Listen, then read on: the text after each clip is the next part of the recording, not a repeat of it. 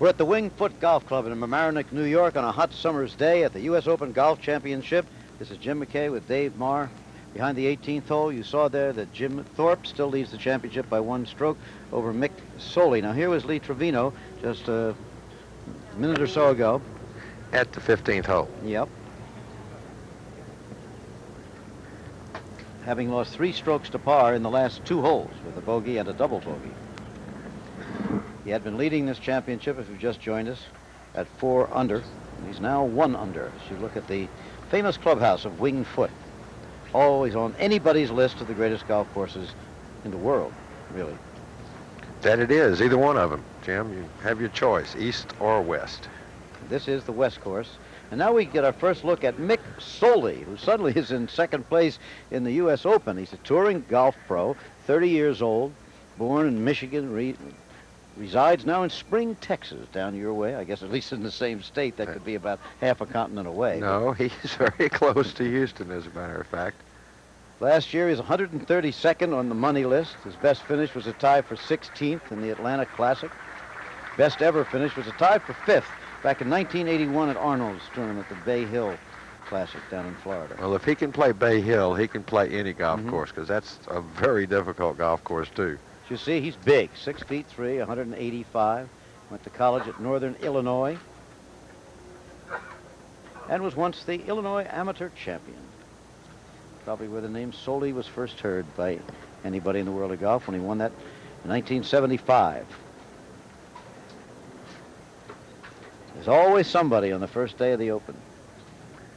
That's what's so great about the Open. I mean, you get to qualify. I mean, anybody can come in, provided their handicap is right, or any professional, and tee off, and who knows? You just see your name on Broadway. That's right. You know who he's tied with, too, is Hubert Green moving into the picture after a long absence. That's good, because Hubert, another Open champion, really been having a tough time here the last few years. Soley? He doesn't like that baby at all, does he? On the 9th hole. That must be his 3rd shot. That's got to be. Yes, it would have to be, wouldn't it, on this hole, hitting a club like that. And he left it a long way from the hole, as you see. So, speak of a man, and we will show him to you. Here is Hubert Green.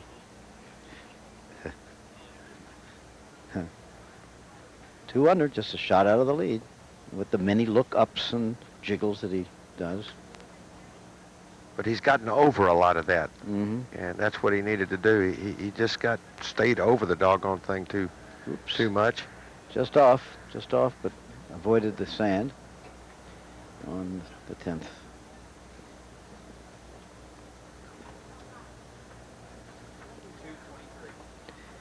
So it's a very tight battle. Nobody can really seize the lead here. It looked like Trevino was going to do it, and then he ran into major problems. Seve Ballesteros has played well consistently, but each time he'd get up there, something would happen. He's 1 under, though, just 2 shots out of the lead. This is the one major championship in which he's never really played well at all. One time he even missed his tee-off time, remember? At Baltusrol. Of course, it wouldn't have made any difference there, the way Nicklaus played. No. A kid from Spain.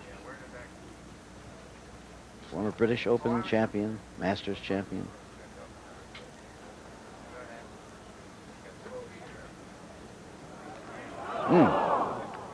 Beautiful. Good putt. Just didn't go in. Stay at 1 under. He has it all. He has the game, he has the glamour, he has the looks, he has the determination. And it seems he has the time. That's right. Severiano Ballesteros.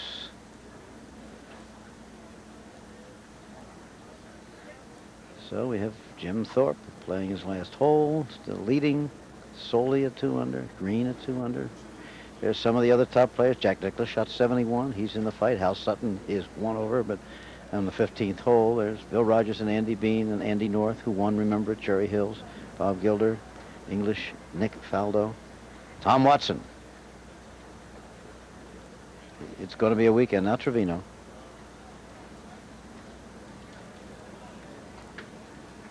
Short. Yep. putting downhill there. You feel like it's going to be fast.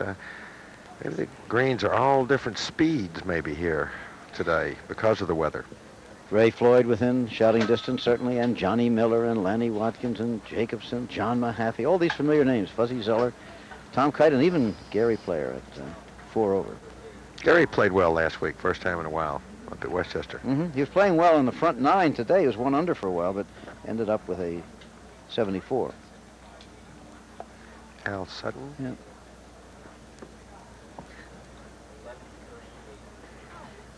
That is for, or was for a birdie. It's past the hole now.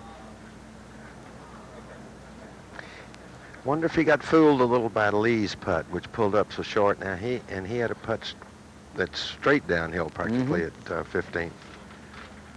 Now we have Soley with this long attempt at a par to remain at 2 under for this round and for the championship. But no. So if he makes that, he'll have a bogey 5. Will drop to 1 under. At the end of 9 holes, however, a 34 on the front on this golf course is something to take home with you anytime. I'm sure he would have taken that before he went out. Yes. Mick Soley.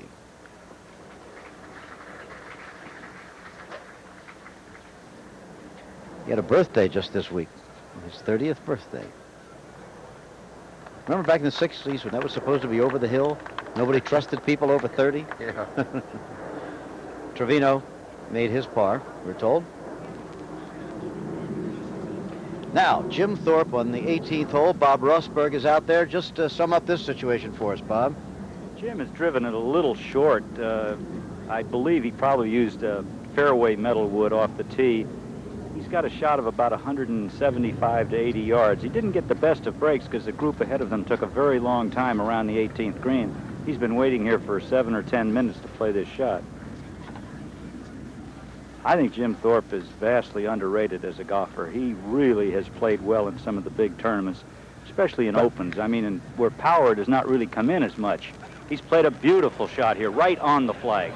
Yes, he has. Short, but it was certainly good for direction. But, Bob, why is it he plays so well in the major championships as the ball continues to trickle back and now off the green? Very unlucky break there, Rossi. He hit right in the little knob in the front of the green. If he carries another 2 feet, it's quite possible it could have about a 15-footer. That's the slopes here at Wingfoot, though. Reminiscent of, was it the 9th hole at Southern Hills a few years ago? We had all of them doing that, Certainly spinning did. back off. But, Rossi, why does he play so well in the majors, does not play that well on the tour? Well, a lot of players drive very well when they have a good definition, a place of where the fairway and the rough is very distinctive. They're able to see where they're driving, and they seem to be able to drive better, and that's the way it seems to be with Jim. That's an interesting point. In other words, the better the golf course, in a sense, the better he plays. That is correct. I don't know, Jim has not had a real good year or a real good last 3 years as far as money-wise. Maybe just a lack of ambition. Maybe he gets himself up for the big ones.